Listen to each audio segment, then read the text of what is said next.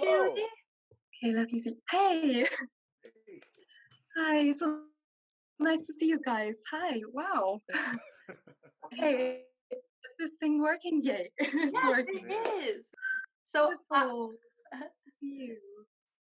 so I have two amazing co-hosts with me today, Bryan and Daniel. Both of them have actual vocal training, unlike me. So they'll be able to ask Amazing. some questions that I would not otherwise think of. So just to Hey, get that's beautiful. get started, because a lot of our viewers might not know who you are, would you mind introducing Yeah. yourself?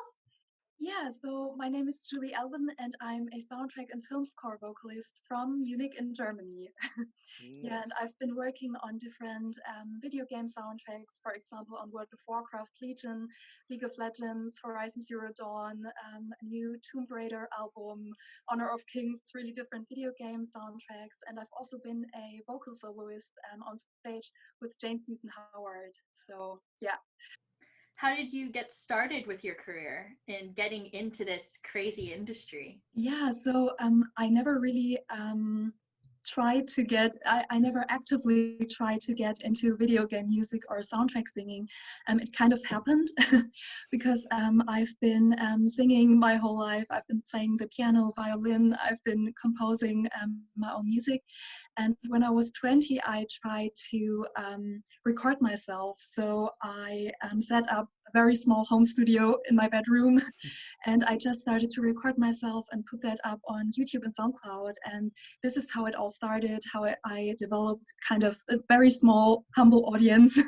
And then one day, a film composer, or rather epic music composer, Ivan Torrent from Spain, he approached me if I would be able to sing on his music. So this is how everything began. That was back in 2012, so quite a few years ago. Yeah, and then the ball started rolling basically from there. So then different colleagues of his would approach me if I could sing on their music as well. And yeah, then I sang on a few small films, and then right away on video games. And yeah, that's where I am now. So yeah, I'm very grateful for the opportunity. That is super cool. So you didn't even Thank expect to be No, like how do you expect, how are you like 20 and you're like, I'm going to be a video game singer? It's not That's really, super I'm not awesome. sure, maybe nowadays it's different, but back then I didn't really know that there are singers who mainly focus on soundtrack music. For example, I only would listen to full music so much, but I never really knew that that it's an actual occupation. Oh yeah. So yeah, I'm not sure how is it for you guys? Like you're doing the master's degree of composition. Are you planning to head into film music or something like this, or a different area? Oh, well, I'm kind of keeping the doors open and being Yeah, that's willing good. to go wherever it takes me. I would like to get into film and potentially video game music at some point, but if Yeah, those doors don't open, that's all right, and I'll find something else. Oh yeah. yeah. For And me, I my big oh dream yeah. goal is being composer for a video game company. Hmm. Wow, that's amazing. But I think now actually is the perfect time to do that. Like in all centuries, of course, there were no video games in ancient Greece, but I really feel now is the perfect time to express yourself, and everything is so, like the equipment is so readily available for us Mhm. nowadays compared to 20 years ago or maybe 10 years ago. And yeah, also like the location you are in, I feel is not as important anymore than maybe 10 years ago. So of course, LA is kind of the epicenter of everything still. But for example, I'm here in Germany, and I'm just recording on all these soundtracks. And I know of so many different game companies in Europe who are doing amazing games. So I really love that it's kind of gotten more democratic in a way. So it's not just centered around one location, which I think is amazing. Oh yeah, Yeah. that's super cool.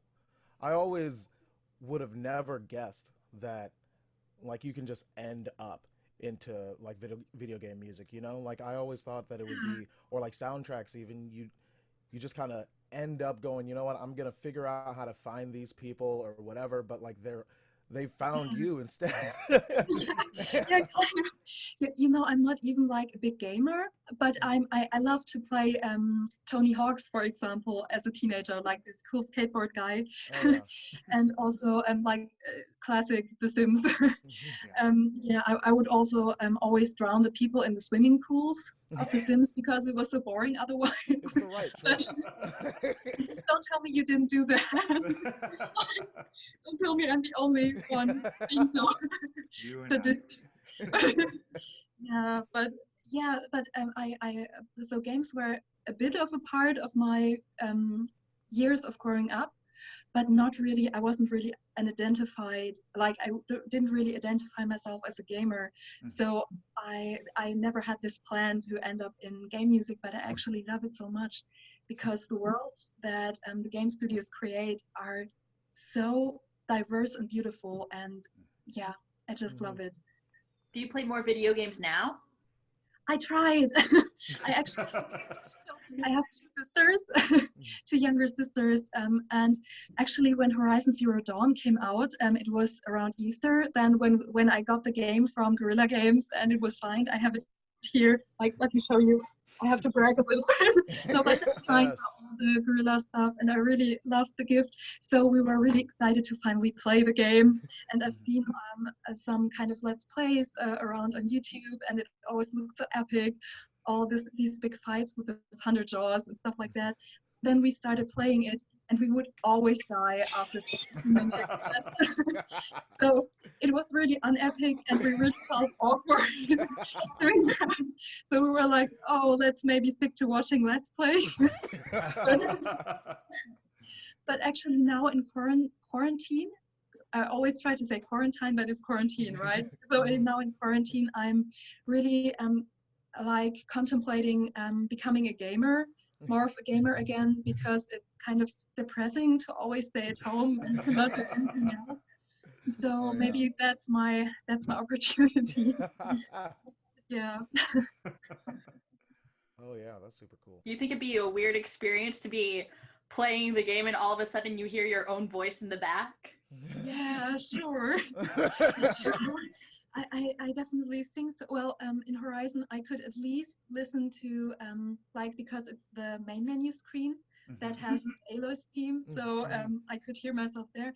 It really is kind of weird, and I think I will never get used to that. And also to people approaching you, wanting their game to be signed by you is also something I don't really get, but I'm still trying to get used to it, kind of.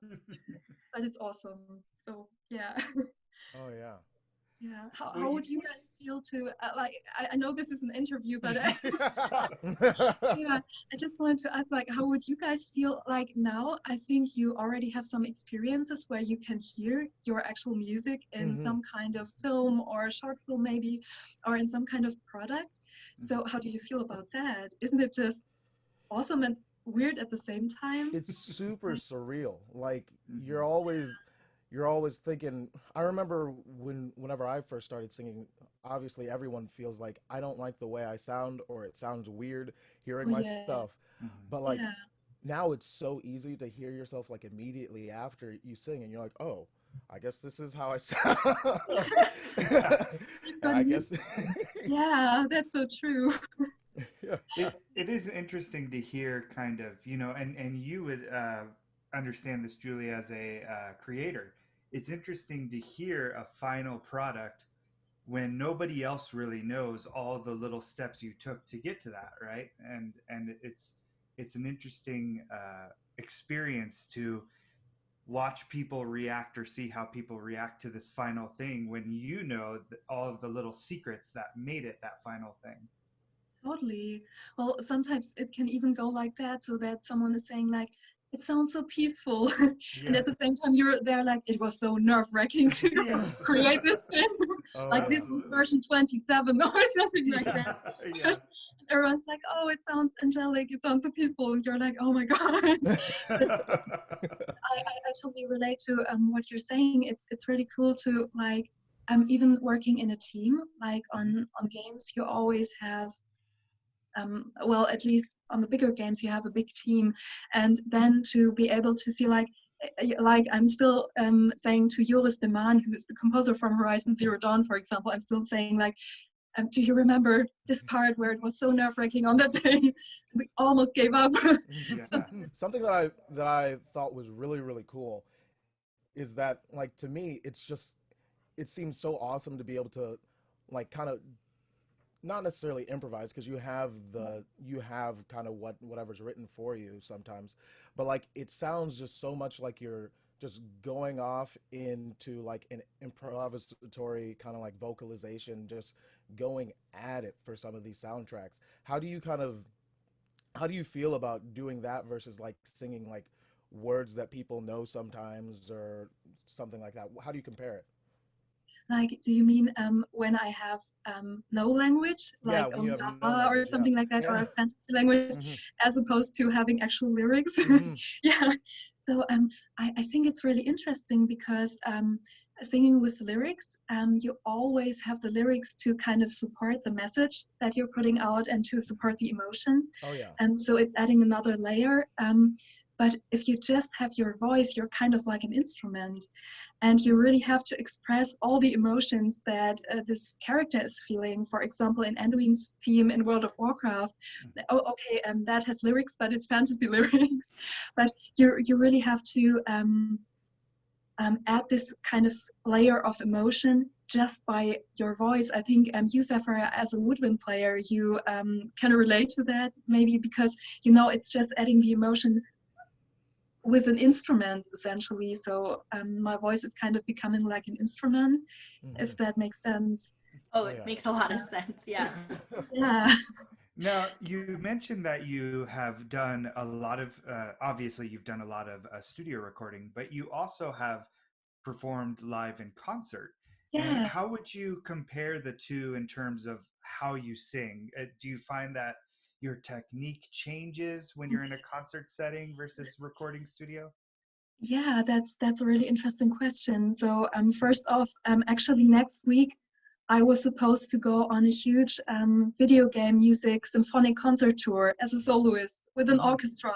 We would have started in Amsterdam, and then we would have gone all over the Netherlands. Yeah, and so I was at first I was a bit heartbroken. I mean, everyone is kind of affected by Corona. I get it. Every musician is affected by it.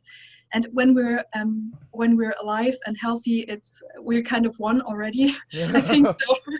But yeah, so that would have been next week. And also in March, I had a few performances in London that got cancelled. And so this is very special to me actually, because most of the time I'm in the studio and recording on different scores, soundtracks, or albums.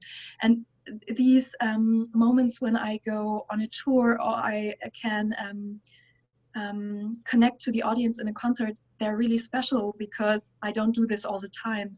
So I really feel it's a really different atmosphere, because when you're in the studio, you're just singing like some kind of battle vocals just by yourself into your microphone and no one's there. So, but on stage, for example, last year I did a concert with exactly the guys that I would have gone on tour with next year, this year. So it was last year, sorry. And so I was doing a concert with them, and the audience was more of a classical audience because the orchestra was more well-known and traditional in the Netherlands. But actually in the first row and a few rows behind, there were gamers, and they were just 14 years old or something like that, and some of them had never seen any kind of orchestral concert before. And to just see their eyes like sparkle, it's so special and so beautiful. And I will never forget all these moments. And yeah, so that's very different. And to come back to your question about vocal technique, I feel on stage I really had to get used to the feeling that your hands are trembling, kind of. Well, mine are at least, and I still get nervous every single time. So your voice kind of changes, right? I can't be the only singer that experiences that. It's every singer, I'm sure. Yeah, that's good to hear. But actually, so I try to get used to this feeling because it comes every single time, and not to kind of trying to avoid this feeling and to just control everything, but rather go with the flow and to open up to the audience in a way, so that your kind of vulnerability that you have inside of you can shine Mm-hmm. instead of just trying to do everything perfect. Oh yeah. So, yeah. It's super cool to I really love also being in a live kind of setting whenever I Yeah. perform too. Because I know like with the few recordings that I've done of different things as well, I'm like, I like it. It's fun. And sometimes I've gotten lucky to be able to like do it live with friends in session. Yeah. But it's something about actually being on the stage with whether it be an orchestra or whoever that you get to like feel the energy and feel it from the Yes. musicians and from everyone watching. It's so cool. Exactly. Yeah. You actually you put that perfectly. Yeah. Yeah. I just want to ask if you're all performing live as well, like the other two of you. Yeah, yeah. I think we all perform live pretty regularly, right? Or at Mhm. least Like school when it's forces not us to. Corona. Yeah, when it's not Corona. Yeah. Yeah, when it's Well, I mean, I still perform live even when it's with Corona. I just don't have an audience. That's just me. So. Daniel gave us a great performance over Discord last week. Oh yeah, You did. Oh yeah, we were doing some D&D and I Awesome. had to Yeah. You had to sing a song. I had to do a song. That's awesome. Nothing can really stop us, right? Even That's if right. if we Mhm. can't go out, we can still do some kind of musical things.